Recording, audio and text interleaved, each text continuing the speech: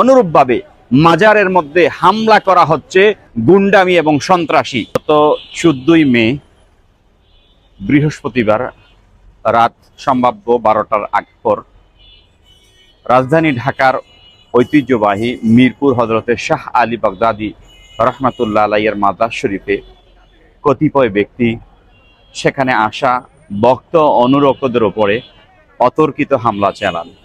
আমরা এই হামলার তীব্র নিন্দা জানাচ্ছি। পাশাপাশি আমরা আজকে বাংলাদেশের প্রশাসনকে, বাংলাদেশের জনতার নিকটে আমরা দাবি জানাতে চাই যে আমরা বিশ্বাস করি যদি মাজারের মধ্যে কোনো জায়গাতে সেখানে মাদক সেবন করা হয় বা মাদক ক্রয় বিক্রয় করা হয় তাহলে প্রশাসনের মাধ্যমে সেই বিষয়টাকে সমাধান করতে হবে। কিন্তু আমরা যেটা দেখলাম সেটা হচ্ছে আপনার মুখের মধ্যে মাস্ক পরে, হাতের মধ্যে আপনার লাঠি নিয়ে, প্লাস্টিকের লাঠি নিয়ে অতর্কিতভাবে হামলা হয়েছে, যেটা কোনোদিন গ্রহণযোগ্য নয়। পুরো বিষয়টা আইনিভাবে পদক্ষেপ নেওয়ার আমরা আহ্বান জানাচ্ছি। যারা আইনের সেবক, বিশেষ করে অত্র সেই আসনের ঢাকা 14 আসনের মাননীয় এমপি সাহেব, তিনি বলেছেন যেটা মাদকের বিরুদ্ধে অভিযান ছিল। মাদকের বিরুদ্ধে অভিযান কারা নিবে? পুলিশ নিবে, প্রশাসন নিবে। সাধারণ মানুষ বা দলীয় লোক কেন আপনার এই মাদকের বিরুদ্ধে অভিযান পরিচালনা করবে? তাদের তো সেই অধিকার নেই। তারা কেন মানুষের উপরে হামলা করবে? মানুষের উপরে হামলা করার মাধ্যমে এটা কোন ধরনের অভিযান করা হয়? একজন মানুষ অপরাধী, তার জন্য কোর্ট রয়েছে, তার জন্য আদালত রয়েছে। আমরা স্পষ্টভাবে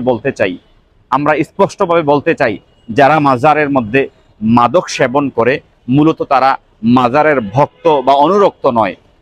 আর যারা মাজারের ভক্ত এবং অনুরক্ত তারা কোনোদিন মাজারে এসে মাদক সেবন করতে পারে না।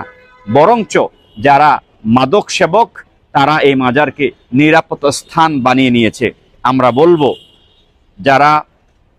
বলতে চাই যে মাজারের মধ্যে যারা, আমরা স্পষ্টভাবে বলতে চাই মাজারের মধ্যে মাদক সেবন করা যেমন ভণ্ডামি, অনুরূপভাবে মাজারের মধ্যে হামলা করা হচ্ছে গুন্ডামি এবং সন্ত্রাসী।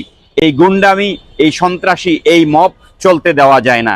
আমি দৃঢ়ভাবে বিশ্বাস করি যে বাংলাদেশের মধ্যে কিছু মাজারের মধ্যে বা এর আশেপাশে সেখানে মাদক সেবন হতে পারে এবং সেটাকে স্থানীয় প্রশাসন, স্থানীয় ওলামায়ে কেরাম সেটাকে, এবং ওয়াকফ স্টেট থাকলে ওয়াকফ স্টেট, মাজার কমিটি থাকলে মাজার কমিটি মিলে কিভাবে সমাধান করা যায় সেই চিন্তা করার জন্য অনুরোধ করি। কিন্তু আমরা পাশাপাশি এই দাবি করতে চাই, আমরা আরও বলতে চাই যে বাংলাদেশের মধ্যে কিছু কিছু কওমি মাদ্রাসায়, যেখানে আমরা আপনাদের মিডিয়ার মাধ্যমে জানি যে সেখানে বলবৎকার হয়ে থাকে, সেখানে ছাত্রীদের সাথে অনৈতিক সম্পর্ক হয়ে থাকে, তখন কি আমরা এই দুই একটি কারণে আমরা বলতে পারি না যে মাদ্রাসাকে বন্ধ করে দিতে হবে? অনুরূপভাবে যদি 2-4টা মাজারের মধ্যে এরকম মাদক কেন্দ্রিক কোনো সমস্যা হয়ে থাকে, আমরা বলতে পারি না যে এই 2-4টা কারণে আমরা মাজার ভেঙে ফেলতে হবে। এটা বলাও কোনোদিন জয়যুক্ত হবে না, এটা বলাও কোনোদিন ঠিক হবে না। সেজন্য আজকে আমরা সরকারের কাছে,